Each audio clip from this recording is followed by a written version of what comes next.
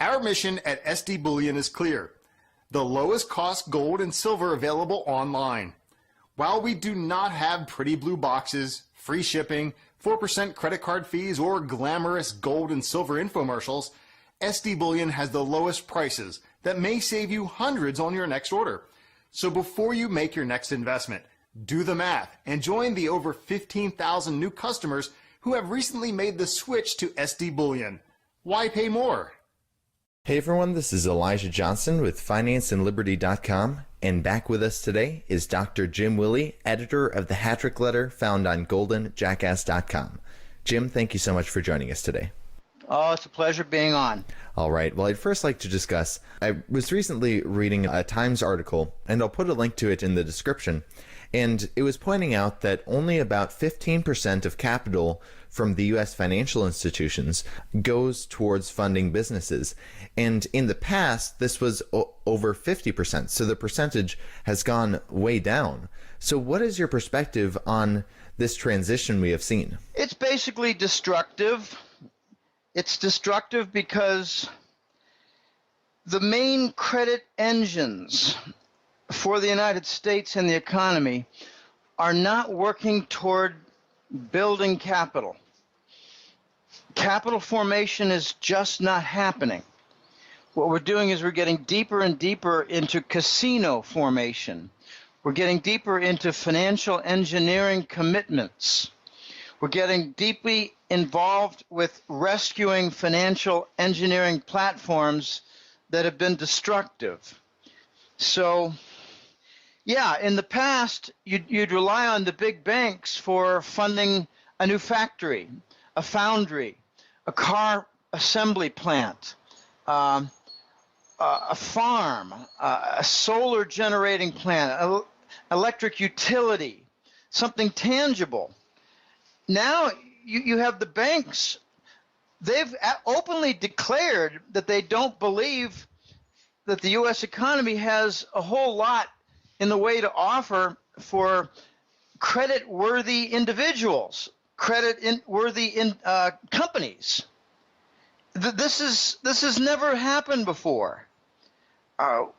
For me, I'm hesitating to say, what we're seeing is the death and destruction and deterioration in the final elements of the U.S. economy.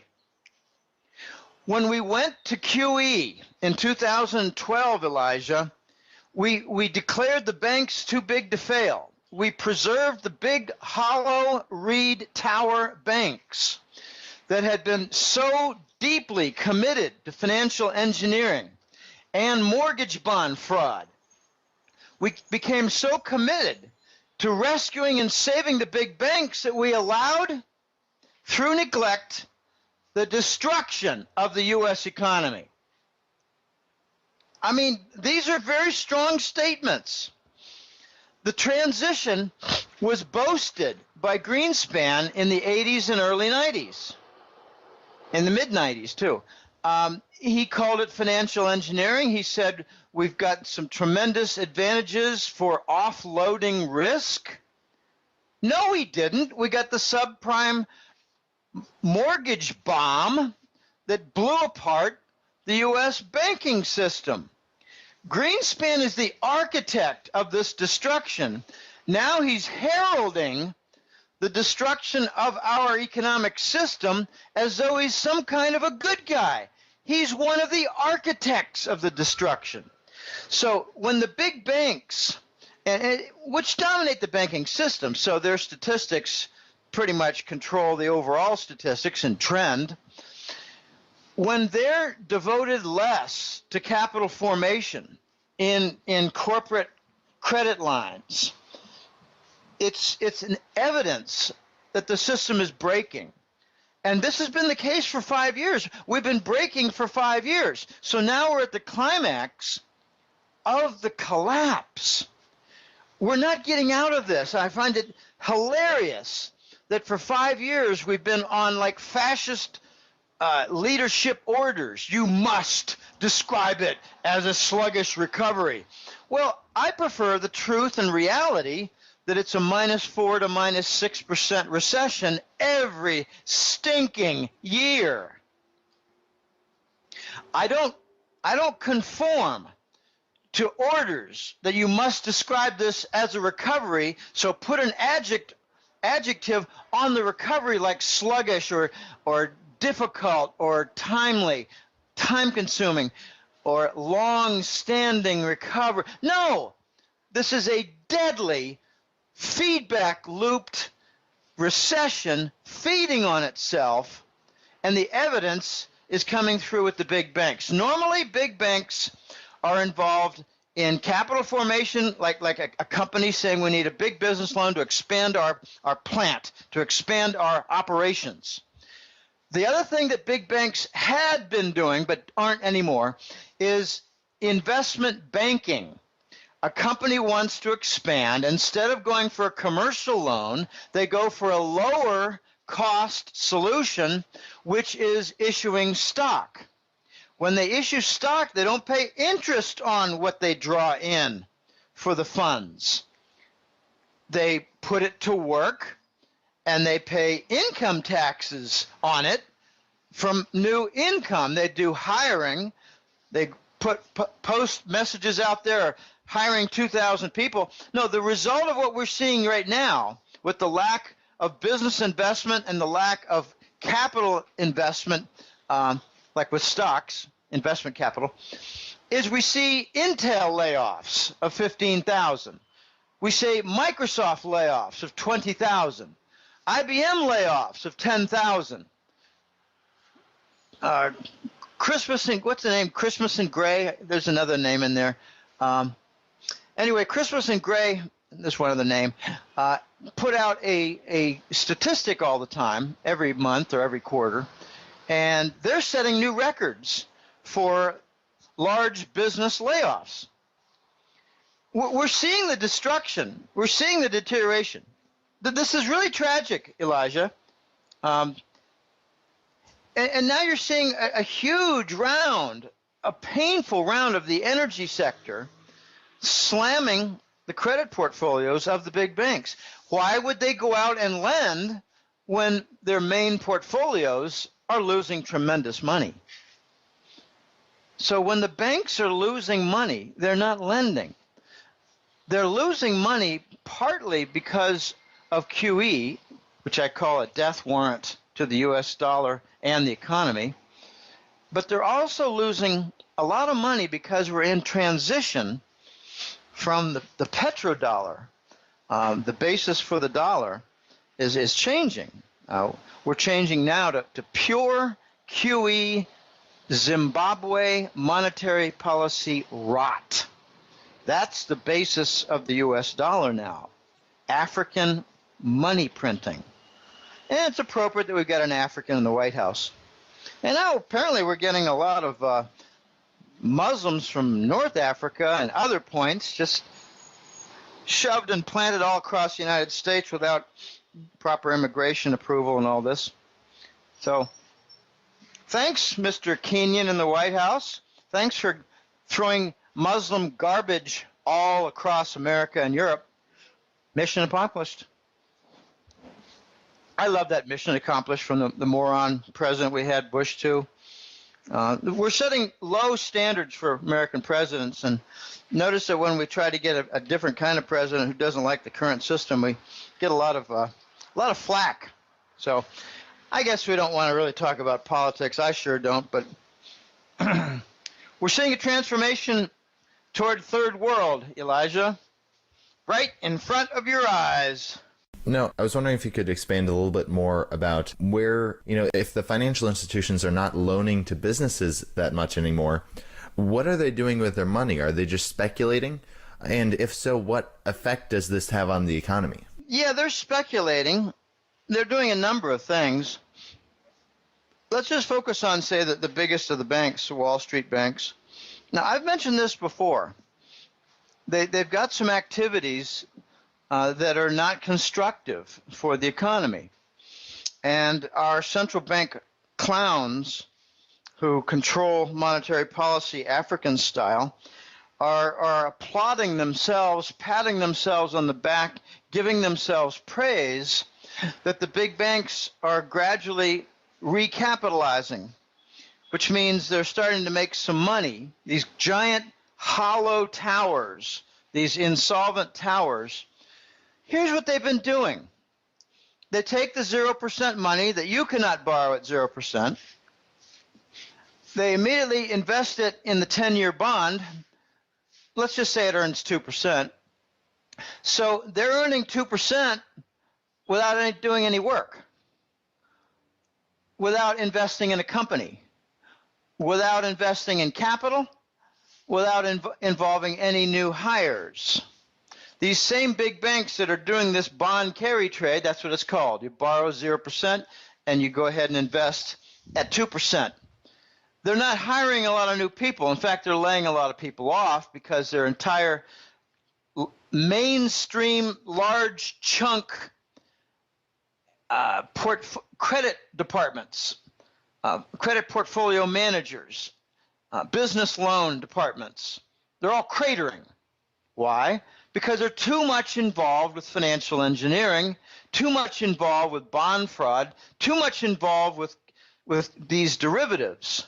Okay, so the big banks have been borrowing at 0, investing at 2%, making the 2% profit, but they do something even more. They buy the Treasury bond futures.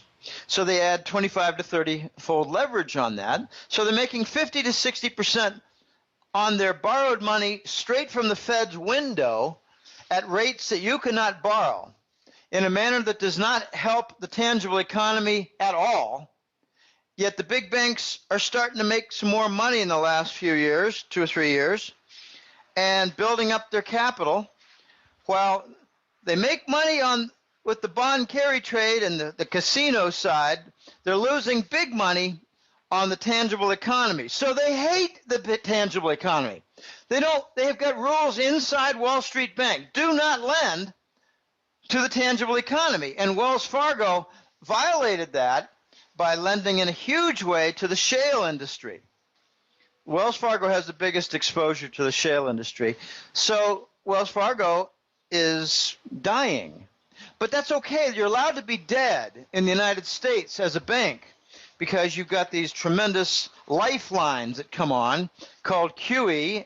And there's a lot more than just QE. It's just huge credit lines behind the scenes where they take their rotten bonds that are worth nothing, and the Fed redeems them. So it shoves money back into the big banks. And that's why the Federal Reserve has this $4.2 trillion vat of paper swill toxic junk that includes a good deal of Treasury bonds. I do not distinguish between, say, energy company impaired debt and, say, other company impaired debt and, say, mortgage bonds that have gone bust and worth nothing, and also the U.S. government debt. The U.S. government is now operating like a third world country. They're printing money like Zimbabwe. They're warring with all their friends and enemies. They're legitimizing bond fraud in the big banks. They give fines to the big bank, multi-billion-dollar violations without charging anybody with a felony. They don't liquidate the criminal organizations. Oh my gosh, third world, here we are. So what's the effect? What's the effect on the economy? Capital destruction, which is accelerated by QE, the hypermonetary inflation, without any sterilization. What that means is they're not pulling money out of the system in order to rescue these U.S. Treasury bonds to finance our government debt and to finance also some of the dead toxic mortgage bonds that the big banks have been saddled with. QE is nothing more than a backdoor Wall Street bailout to make it look like stimulus. It's very stimulative for the corrupt big banks, and it's very destructive for the U.S. economy. We've had no recovery at all since QE, and furthermore, here's kind of like the pulse. Money velocity is down something like 55% since Lehman. Where's the stimulus, Elijah? QE is not stimulus. It kills capital. It forces all kinds of financial institutions to invest in tangible assets as protection from the inflation, which raises the cost structure, which reduces the profit margin, which closes down business segments, which lays people off. That's the sequence of the deadly destruction of QE. QE is a death sentence for the dollar and the U.S. economy. Plain and simple. No ifs, ands, or buts. Now, still on the topic of, that we're witnessing basically the destruction of capital and the end of capitalism, I was reading the article that I cited at the beginning of the interview. When I was reading it recently, it noted about how, according to a poll conducted by the Harvard Institute of Politics, only 19% of Americans ages 18 to 29 call themselves capitalists. So it seems like we're seeing the next generation of workers, they don't even care about capitalism. So if the overwhelming majority of the younger generation of American workers do not consider themselves capitalists, what do you think this means for the future of capitalism? Well, you can't. There's a great quote from Ron Paul. I mean, Ron Paul gets a lot of flack. He didn't have a really strong, authoritative, manly voice, and for that reason, he didn't go far in the elections. But Obama had a pretty face, a young voice, and a tight ass, so he got a lot of votes. Okay, Ron Paul has a great quote. He said, "You can't blame this tragedy that's befallen the U.S. economy and nation on capitalism, because we haven't had any." What a great quote! We haven't had capitalism. Capitalism requires a bankrupt, insolvent institution to be liquidated. But we instituted too big to fail banks.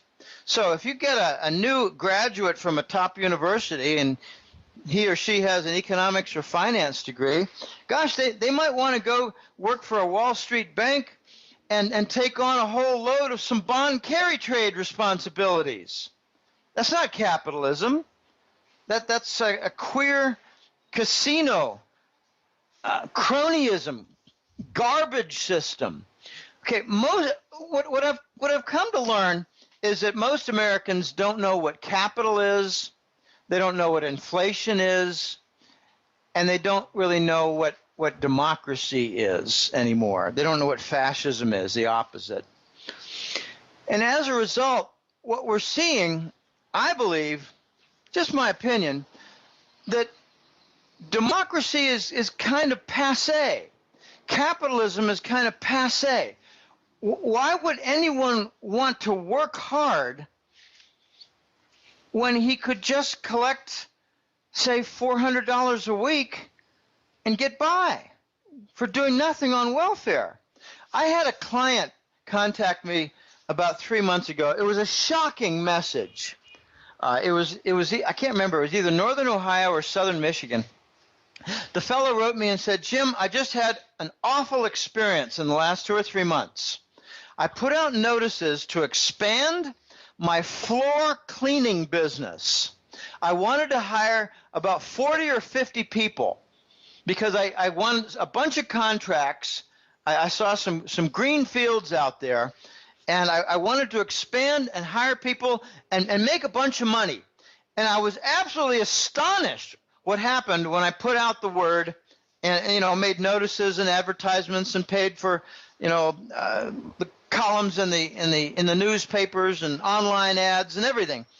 He said almost 80% of the people who responded and came into the office were either on welfare and didn't want to get above 20 hours a week of work, or they were heroin addicts.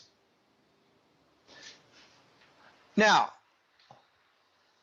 the untold story about the U.S. economy and society is that the Afghanistan war has resulted in a tenfold increase of heroin pouring into our cities, with an origin of Afghanistan under U.S. government agency supervision. So what's happening to our economy? We're becoming a welfare state alongside a heroin state. That's what's happening to our economy. And people who are trying to build a business are crashing into the reality that most people don't want to work because they're on government supplement,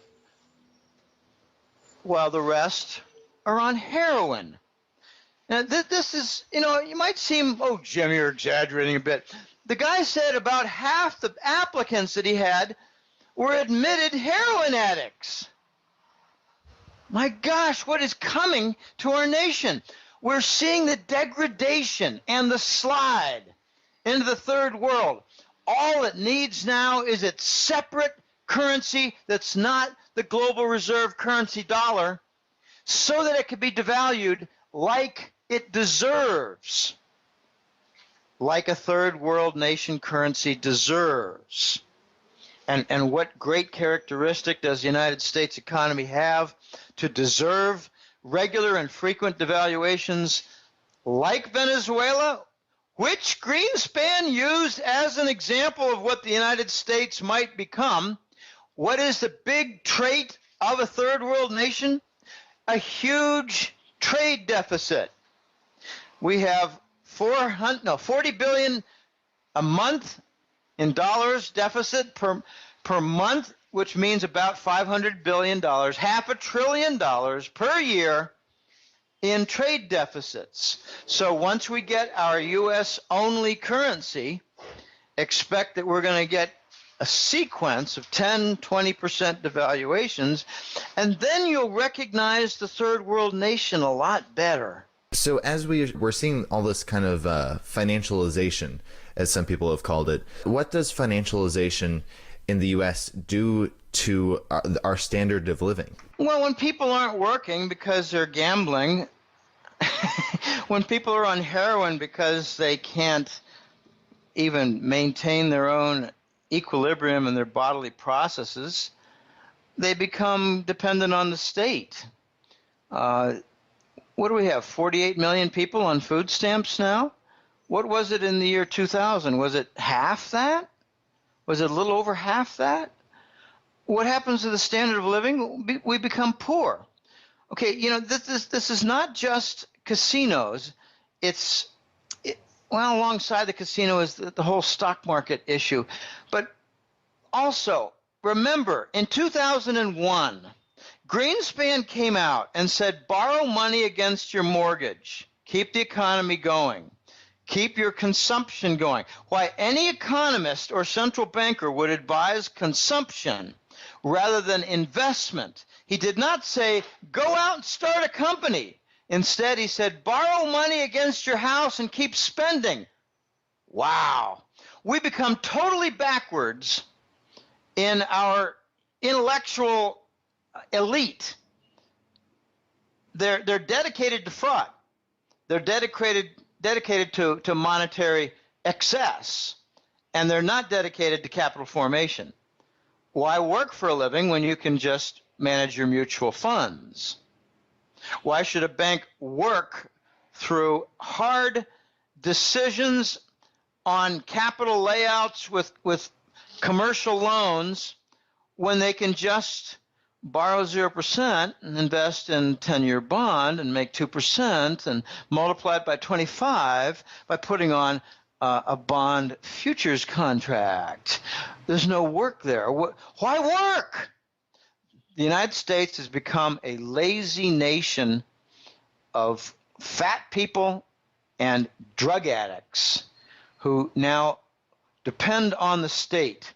This is the first election I can ever remember. Well, the 08 and the 12 elections for Obama. It was the first election I could ever remember where the majority and the masses were the welfare state. I would really like to know what percentage of votes Obama got from people who did not have a job. I think it's over half his votes. So the standard of living goes down because people lose their jobs. Just think of Intel, IBM, and Microsoft. They're laying off almost 50,000 people. Now, that's just a symbol, because you've got thousands of small businesses that are laying people off. And furthermore, this is not a financialization argument, but the insanity of Obamacare is operating like a massive wet blanket on small business. They do not want to continue growing so they would hit 50 people in their employee ranks. They don't want it. They don't want to qualify for Obamacare. Obamacare is so insidious that if you've got a small company that gets bought by a bigger company, instantly they become eligible or requirements for Obamacare. So it doesn't matter that it was a small business, it's now part of a larger organization. So what's happening to the standard of living? Well, naturally, when I didn't get to the climax point there regarding borrowing money against your home and consuming. The analogy, it was just wonderful. The metaphor was, well, what people are doing is they're burning their furniture. They're borrowing home equity and spending it on, say, a vacation or an extra car or who knows, a boat. And that's not constructive. That does not add to their income potential. So they wasted money on their home loans, and then can you remind me, Elijah, is it correct to say that 09, 10, 11, and 12 were dominated by home foreclosures? Yeah. Okay, so the financial engineering had a backfire of removing home equity wealth from the American public, while QE went out and destroyed business capital. The big 1-2 punch. And now we're facing the third world with $500 billion in trade deficit that we cannot finance. And I guarantee you this, if we ever get to a U.S. domestic-only currency, and it's backed by resources like, say, 20 coal mines, 80 natural gas deposits, the strategic oil preserve, numerous different mining properties with copper and metal and strategic metal deposits. If that's what backs the dollar, then that'll all be owned by foreigners in 3 years. Because $500 billion is the deficit per year. $1.5 trillion would be what goes out of the country to the people who have invested in our country. Deficits kill the host. QE kills the monetary host. Too big to fail kills the economy. We're doing all the wrong things on our official policy, Elijah. Every conceivable wrong decision we are making. And now the symbol of the Obama legacy is the multi-sex bathrooms in the public. That's the Obama legacy, which was preceded by a massive campaign for the 2012 Sochi Olympics, or was it 2014? 2014 Sochi Winter Olympics, where he got into a tiff with Putin over gay rights among the athletes. What did he want to do? Condone, fellatio in the men's rooms? To get along between nations? I mean, Obama's legacy is going to be one of the biggest jokes in the history of modern mankind. So my next question would be, besides in the United States, is financialization happening in other parts of the world? And if so, what effects is that having? The same destructive events and effects. The European Central Bank. Okay, let me describe a little debate I got into with a mentor of The Voice. The Voice called me up one day and said, "Look, I want you to give this guy a free subscription. He's kind of a mentor of mine. He's an older fellow. He's a very smart guy. He's an ex-CEO of a big European company." I said, "Okay." and he'll share with you things, Jim. I said, okay, but will they be translated into English? And he said, well, I'll make sure that happens. And he did. I got into a debate with this fellow, the mentor. Let's call him Voice Mentor. And he said to me that the European Central Bank, this was back in 2009, the European Central Bank would never follow the Fed and go down to 0%. Near zero. Approach the zero bound, whatever. If we're at 0.25%, Eli, I call it zero, okay? It has almost the same effect as zero. It's a lot closer to zero than it is to 1. And 1 is almost nothing for price of money.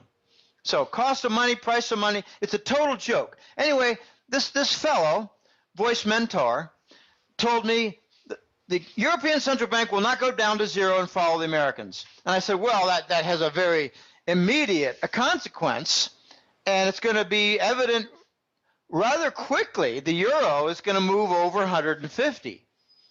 And he said, well, we'll see. Well, it went to 160, exactly as I expected.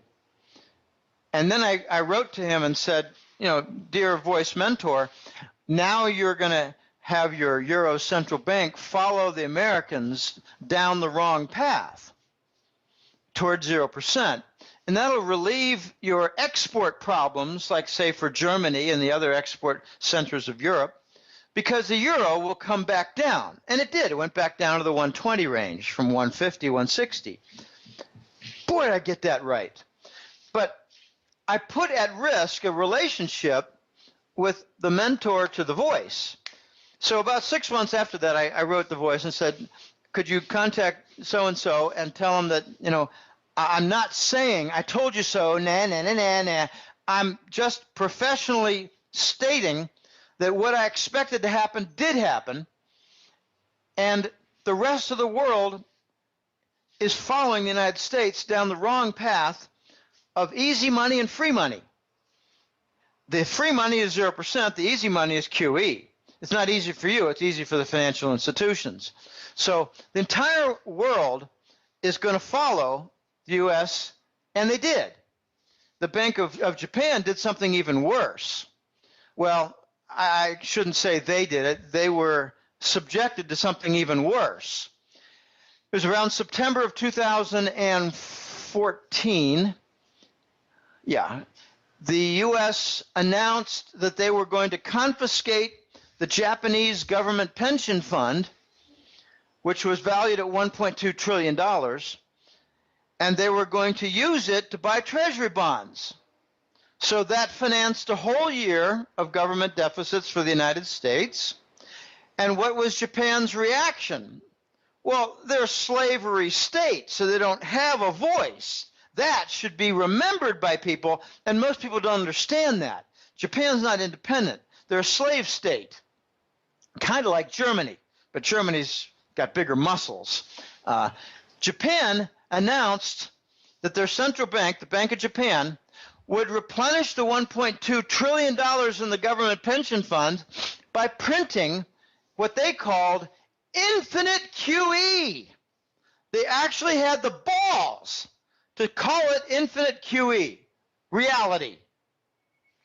Okay, so I made a call, instantly said that the Japanese yen would fall 20%. Got that right. Took about only 3 months. Okay, that's not all. You got the Bank of Japan, you got the Euro Central Bank following the deadly tunes from the Fed. But there's more. The Fed decided that if they bought too much in the way of treasury bonds, that they would have a gigantic bloat on their Fed balance sheet.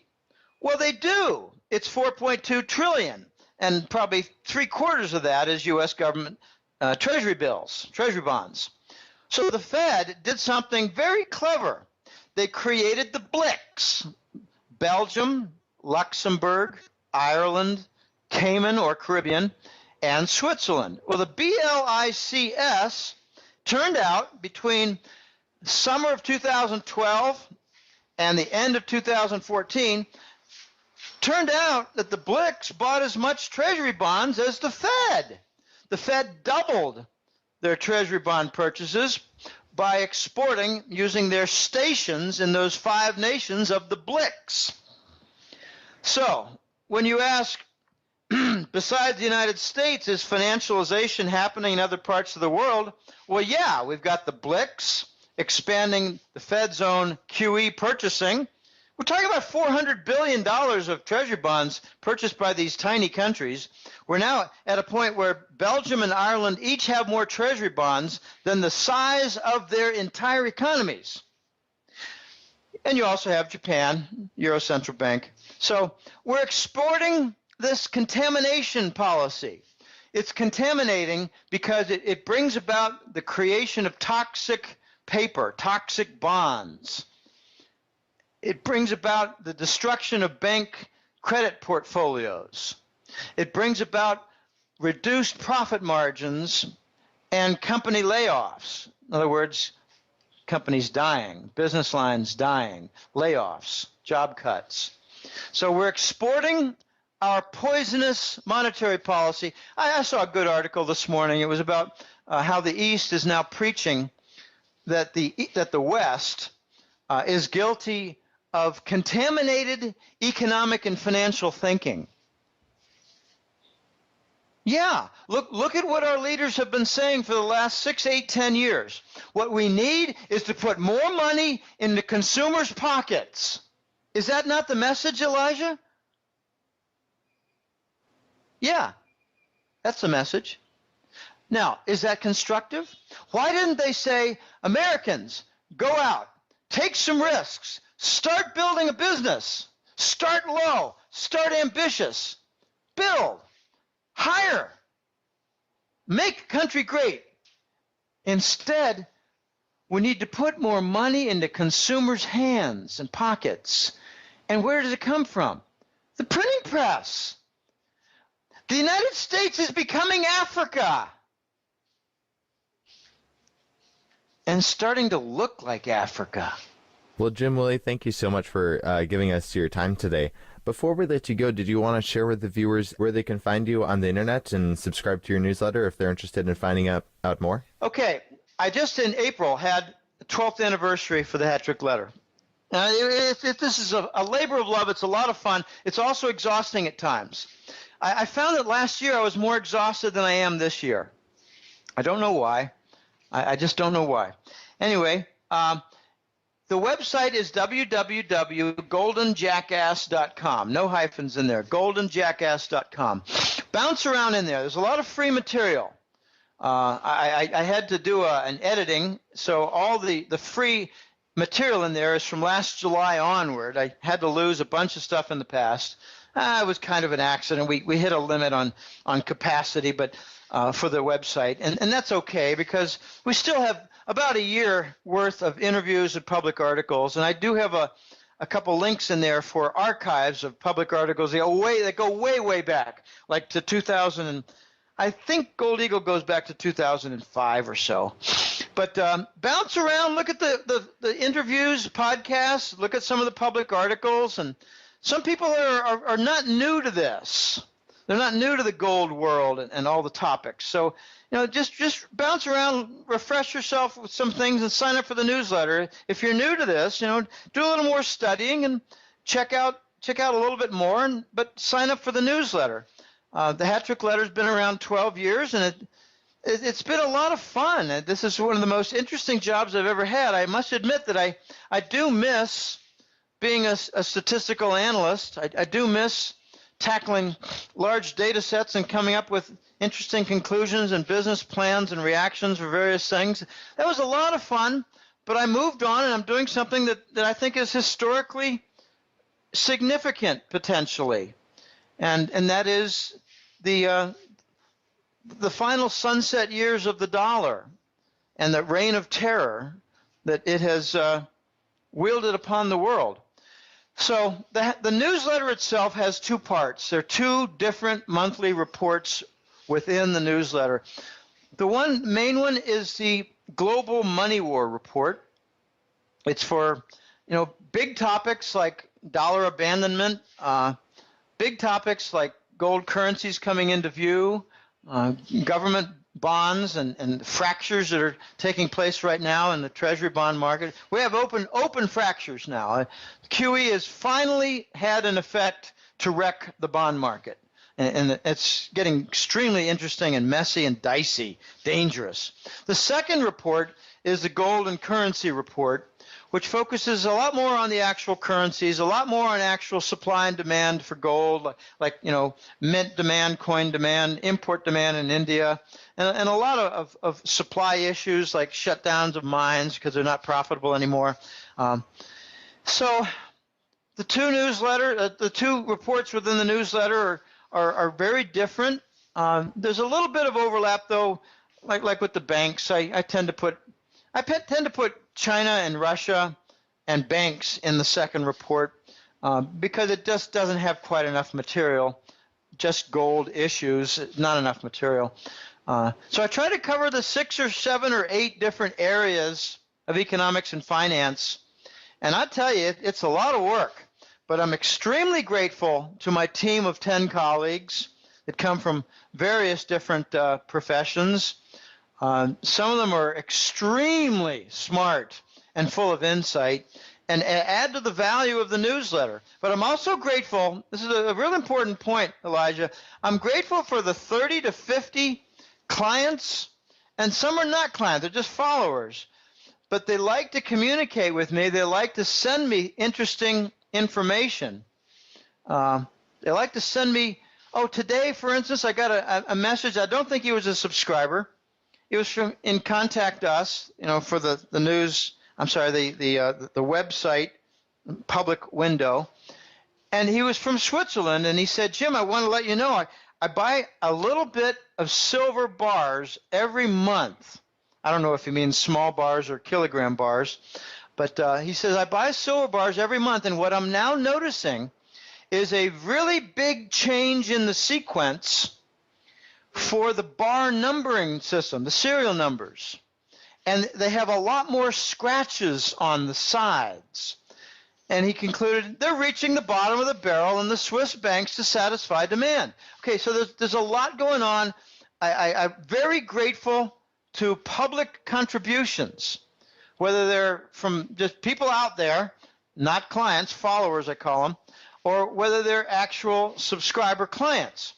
I've got 30 to 50 of them, and every single day I read at least 6 or 8 pieces from what I call the news hounds, or one friend of mine says, Jim, they're elves. They're elves helping Santa. Well, yeah, in a sense, yeah, but they're not small. And some of them are really smart people. And they go back and forth saying, what do you suppose this means? And we go back and forth, try to digest it. So the public contributions, including clients, actually add to the quality of the work. And this is amazing. It's like a big road show. And I love it. I never get up in the morning and think, oh gosh, another day, another dollar. No, I didn't think that at Staples from 95 to 2000. And I don't think of it now. I'm excited to get up and look, but usually there's some disappointments because banks block renewal payments. Why? Because they can. Don't ever use a Wall Street bank to sign up for a credit card, to sign up for the hat-trick letter. All right, so that's the story. That's the website background, the newsletter background, and it's a pleasure being on, Elijah. Definitely. Thank you so much for your time. This video was brought to you in part by ReluctantPreppers.com. Click here to watch Reluctant Prepper's latest interview with Brother John F. Former futures broker, stockbroker, and technical analyst, Brother John F. joins Reluctant Preppers for the first time to examine the real story behind the Puerto Rico default and what it signals for other U.S. municipalities and the U.S. itself. Where are gold and silver moving next? And can technical analysis even be used anymore in a highly manipulated market? Finally, who is the real Donald Trump? What will he do to America as a president? And would he crash the U.S. financial world to shake out the ready-to-fail banks and reset the system? This interview is not to be missed.